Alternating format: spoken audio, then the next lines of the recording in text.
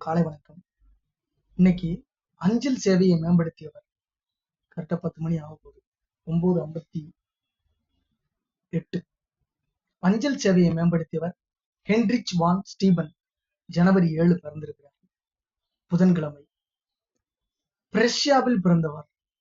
Russia இல்ல, பிரஷ்யா. 1831 பள்ளியில் சேரும் முன்பே இத்தாலி, ஸ்பெயின், ஆங்கில மொழிகளை கற்றவர். 16 வயதில் அஞ்சல் சேவை பணியாளராக சேர்ந்தார். அப்போது ஜெர்மனி 17 பகுதிகளாக பிரிந்திருந்தது. அஞ்சல் சேவை தனித்தனி விதிகளுடன் செயல்பட்டது. கட்டணங்களும் வெவ்வேறாக இருந்தன. வேலை பார்த்து கொண்டே கல்வியை தொடர்ந்தார். அதிக கல்வியறிவும் அபார மொழித்திறனும் அடுத்தடுத்து பதவி உயர்வுகளையும் பெற்றுத் தந்தார். நாடக விமர்சனங்களும் எழுதி வந்தார். History of the Prussian post office என்பது உட்பட அஞ்சல் துறை தொடர்பாக பல புத்தகங்கள் மற்றும் கட்டுரைகளை சும்மா இருக்க மாட்டாம எழுதியிருக்கிறார். தனியாரால் நடத்தப்பட்டு வந்த அஞ்சல் சேவையை அரசுடைமையாக்கும் திட்டத்துக்கு 1866 பொறுப்பேற்றார். முதலில் தபால்கள் அனுப்பும் நடைமுறையை எளிதாக்க ஜெர்மனி முழுவதும் ஒரே கட்டண விகிதத்தை அறிமுகப்படுத்தினார். அஞ்சல் சேவையின் தரத்தை மேம்படுத்துவதையும் உலகம் முழுவதும் அதை நடைமுறைப்படுத்துவதையும் இலக்காக கொண்டு செயல்பட்டார். ஜெர்மனியில் தபால் அட்டையை அறிமுகப்படுத்த வேண்டும் என்று 1865 தீர்மானித்தார். 1870 இவர் அஞ்சல் சேவைகள் இயக்குநராக பதவியேற்ற பிறகு அந்த நோக்கம் நிறைவேறியது. ஜெர்மனியில் அஞ்சல் மற்றும் தொலைபேசி சேவைகளை ஒன்றிணைத்தார். அதன் பிறகு நடந்த பிரான்ஸ் பிரஷ்ய போரில் படைப்பிரிவினரிடையே தகவல் தொடர்புக்கு அஞ்சல் அட்டைகள் பரவலாக பயன்படுத்தப்பட்டன. சிறு தாமதம், இடையூறு கூட இல்லாமல் போர் வீரர்களின் கடித பரிமாற்றம் நடந்தது.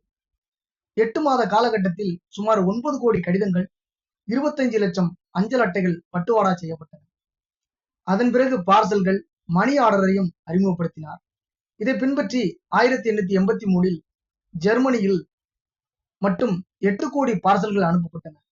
அப்போது உலகம் முழுவதும் மற்ற நாடுகளில் மொத்தமே 5 கோடி பார்சல்கள் மட்டுமே விநியோகிக்கப்பட்டன.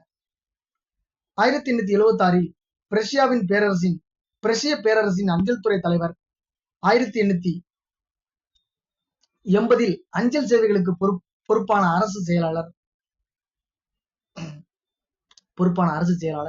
1895 ஜெர்மனி அஞ்சல் சேவைகள் துறை அமைச்சர் என உயர்ந்தார்.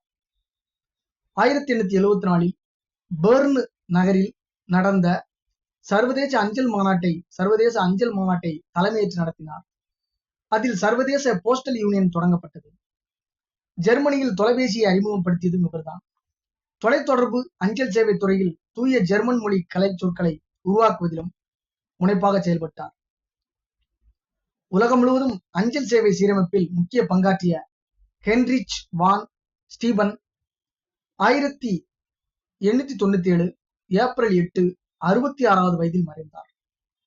பிறந்தது ஜனவரி மாசம் 1831 ஜனவரி 7ஆம் தேதி. இன்னைக்கு பிறந்திருக்கிறாரு. 16 வயதில் அஞ்சல் சேவை பணியாளராக சேர்ந்தார். அப்போது ஜெர்மனி 17 பகுதிகளாக பிரிந்திருந்தது.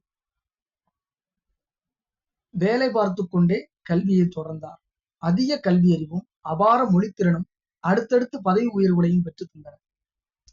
நாடக விமர்சனங்களும் எழுதி வந்தார்.